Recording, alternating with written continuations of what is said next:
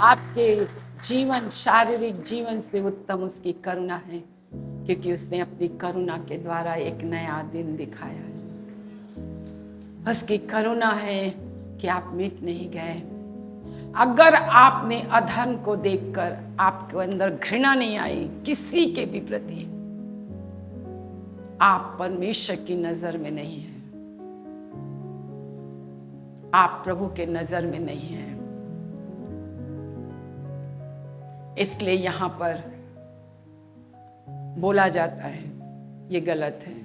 प्यार से बोला जाता है, एक अकेले में बोला जाता है, दो लोगों के साथ बोला जाता है, सभा के साथ बोला जाता है।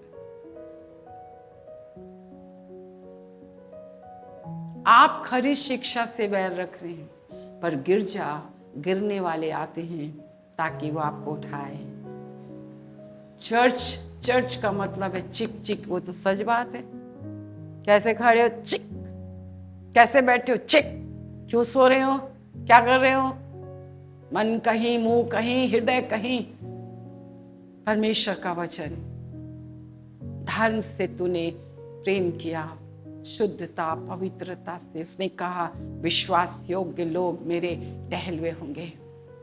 पवित्र लोग ही आदर के योग्य हैं। पवित्र आत्मा आपको सभ्य बनाता है, शिष्टाचार बनाता है, खड़ी बोली बोलने वाला नहीं बनाता है। पवित्र लोग आदर के योग्य हैं। जब मैं तेरे लोगों का सम्मान करूंगा, तेरा सम्मान करूंगा, तो पवित्र लोग आदर, वो खुश होंगे। मेरे प्रभु ने तुम्हें बहुत खुश किया, भर भर कर दिया। तुमने क्या दिया? मैंने छोड़ा सा, क्या छोड़ता है तू?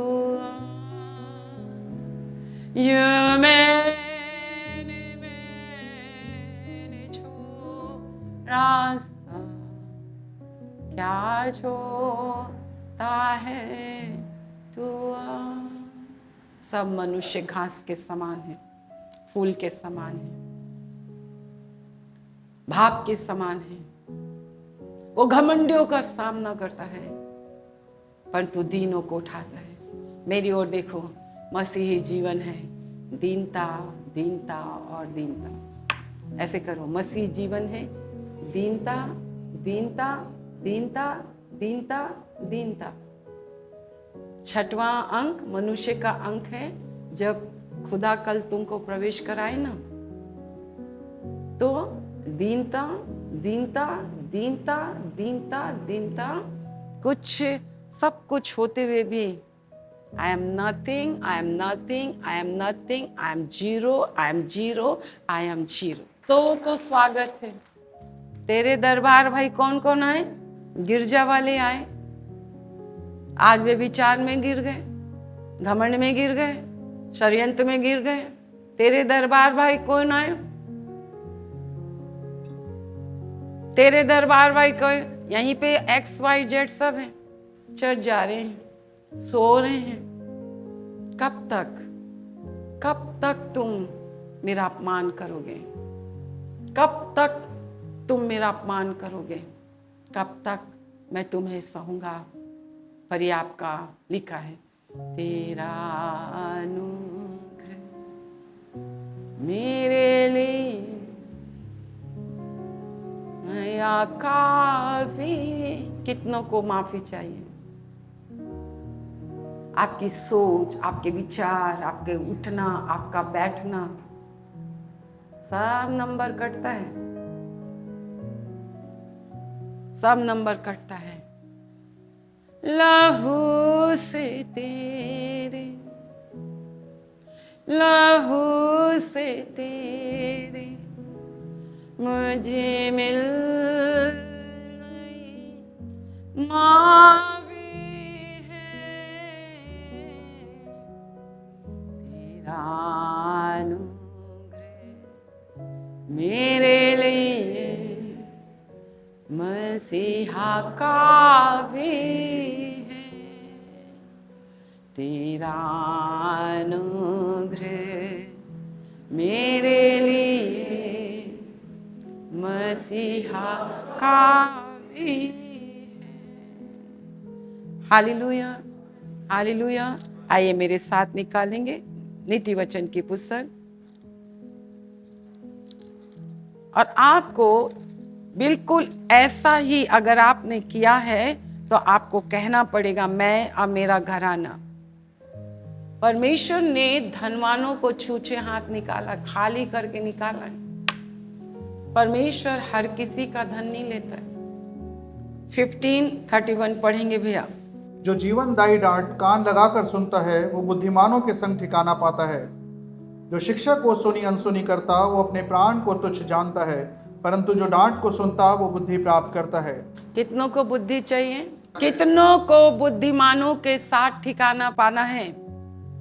अबीगैल इतनी बुद्धिमान स्त्री थी कि जब उसके पति ने इस्राएल के राजा दाऊद को गुस्सा दिलाया, उसने अपने पति से कुछ नहीं कही। वो किशमिश लेकर, महंगी महंगी चीजों को लेकर इस्राएल के राजा दाऊद के पास गई। उसने इस्राएल के राजा दाऊद को मनाया। तुम बुद्धिमान स्त्रियां बनो।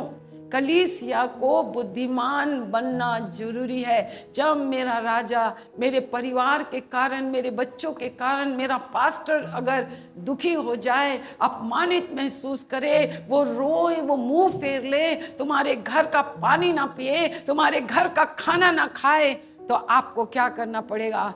अगर तुम बुद्धिमानों के साथ ठिकाना, ये परमेश्वर का वचन है, ये गूगल का वचन नहीं है, ये परमेश्वर का वचन है। बुद्धिमानों के साथ अगर ठिकाना पाना है तो डांट से बैर मत मानो। मैं तो आपकी जिंदगी में, आपके बच्चों की जिंदगी में कुछ भी देखूंगी। प्रेरितों के काम 20वें अध्याय में तुमने नहीं, परमेश्वर ने अपने लहू से मोल लेकर तुम्हारे ऊपर अधिकारी ठहराया है, अध्यक्ष ठहराया है। इस घर का यहाँ पर कोई अध्यक्ष नहीं है, यहाँ पे हर कोई नहीं है, यहाँ पे हर किसी की बाइबल नहीं चलेगी। दूसरा वचन फिर से पढ़े, 31:2। जो शिक्षा को सुनी अनसुनी करता वो अपने प्राण को तुच्छ आपका जानता है। प्राण जो आपके लहू में है, आप उसको तुच्छ जान रहे हैं, आप अधोलोक में जा रहे हैं, पर तेरी दया कम नहीं हुई। तेरी दया कम नहीं हुई। अगर पश्चाताप कर लो तो ठीक है, नहीं तो पता नहीं आने वाला पल देखोगे कि नहीं देखोगे। और जब इसमें मेरा कोई दोष नहीं है, मैं तो अभी आपके लहू में निर्दोष हो रही हूं, क्योंकि तूने इनको चिताया, तूने इनको बताया ये ना चेते। यशकेल में लिखा है। यहां पर आप वो सुनने मत आइए, बहुत दिया मेरे परमेश्वर ने, लेना भी जानता है। ये परमेश्वर का वचन है। उसके बाद जो शिक्षा को सुनी अनसुनी करता वो अपने प्राण को तुच्छ जानता है, हाँ? परंतु जो डांट को सुनता वो बुद्धि प्राप्त करता है। हाँ, नीचे। यहोवा के भय मानने से शिक्षा प्राप्त होती है और महिमा से पहले नम्रता आती है। हाँ, शिक्षा लिखा है यहोवा का सम्मान करने से, आदर करने से। हम तो सिर्फ एक बार बाप ने कह दिया, चाहे उसके लिए कितनी भी बड़ी कीमत क्यों ना चुकानी पड़े, कोई बात नहीं प्रभु जी, सह लेंगे। भले लोगों की दृष्टि में मूर्ख ही सही, कोई बात नहीं परमेश्वर पिता। ये जीवन परमेश्वर का वचन है। यहोवा के सम्मान करने से, यहोवा का आदर करने से शिक्षा मिलती। हमने शिक्षा पाई, मैंने शिक्षा पाई। दाऊद ने कहा, मैं जान गया तेरे पवित्र लोगों के सम्मान, तेरा सम्मान करने से तेरे पवित्र लोग आदर क्या दोगे? मेरे मसीह के लहू का क्या कीमत लगा रहे हो? यहां ज्यादा घमंड नहीं करना।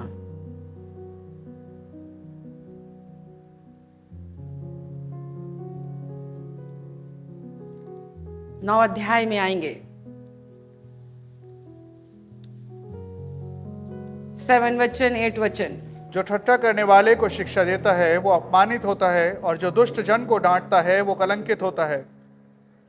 ठट्ठा करने वाले को ना डांट, ऐसा ना हो कि वो तुझसे बैर रखे।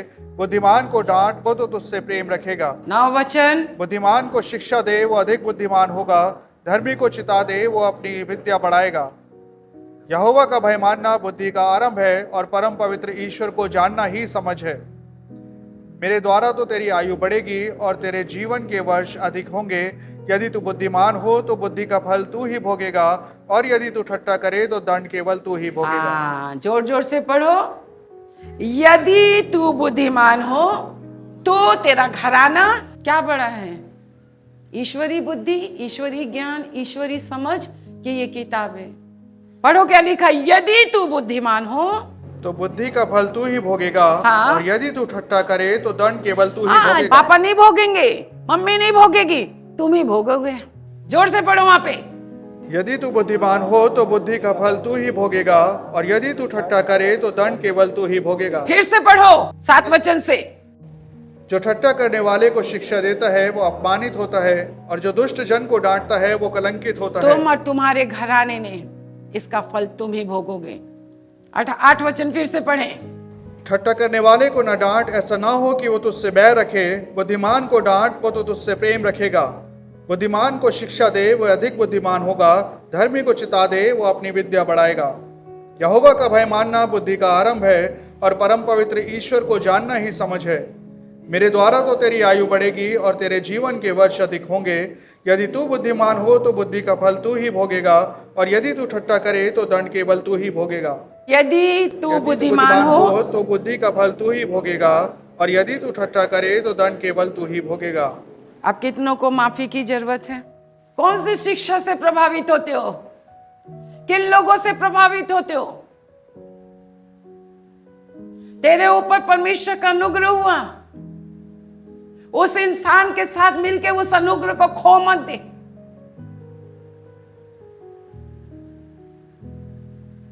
कितनों को माफी की जरूरत है? तो क्या करना पड़ेगा? मसीह जीवन के सिद्धांत क्या है? ये है यीशु मसीह के नाम का है, JESU,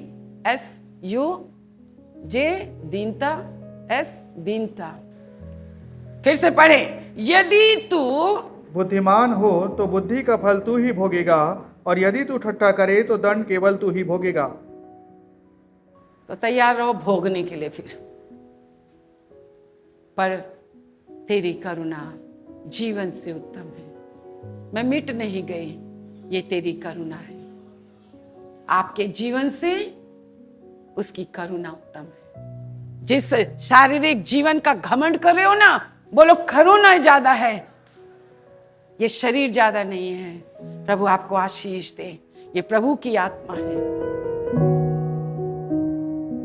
हम विनती करते हैं इस तेल और छल के लिए। यीशु के नाम से यीशु का लहू बन जाए, यीशु के नाम से यीशु का लहू बन जाए, यीशु के नाम से यीशु का लहू बन जाए। और जब वो लोग पिए तो सचमुच में वो चंगे हो जाए, वो चंगे हो जाए। हमारे परमेश्वर पिता का प्रेम, प्रभु यीशु मसीह का अनुग्रह और पवित्र आत्मा की सहभागिता जब तक यीशु बात न पनाए हम सबों के ऊपर होती रहे। और एक साथ कहें आमीन।